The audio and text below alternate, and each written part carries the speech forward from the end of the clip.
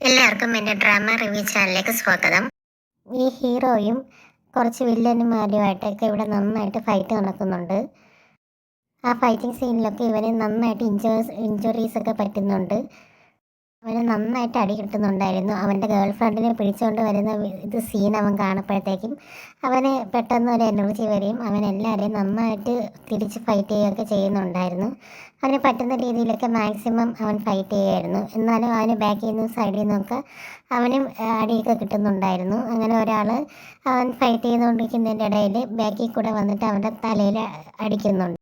അവൻ്റെ തലയിൽ നിന്നൊക്കെ ബ്ലഡ് വരുന്നുണ്ടെങ്കിലും അവൻ വീണ്ടും ഫൈറ്റ് കണ്ടിന്യൂ ചെയ്യുന്നുണ്ടായിരുന്നു.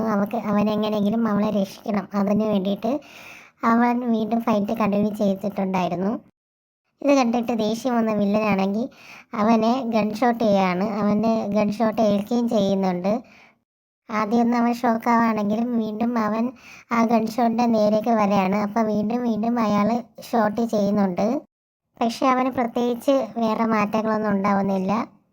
അവൻ്റെ ദേഹം ഫുള്ളും ബ്ലഡ് ആവുന്നുണ്ട്. അവൻ്റെ കയ്യിലേക്ക് ആ സമയത്ത് ഒരു തൂവൽ അവൻ്റെ കയ്യിലോട്ട് വരാണ്. അവൻ ആ തൂവലിൽ നോക്കി പിടിക്കുന്നുണ്ട് അവൻ്റെ കയ്യിലോട്ട്.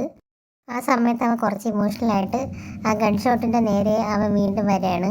ആ സമയത്താണ് നമുക്ക് മനസ്സിലാവുന്നത് ഇതൊരു സിനിമ ഷൂട്ടിൻ്റെ ഭാഗമായിട്ടുള്ള സീനാണെന്നൊക്കെ. ഈ ഡ്രാമയിൽ അവനൊരു ആക്ടറാണെന്ന് നമുക്ക് മനസ്സിലാവുന്നുണ്ട്. താങ്ക്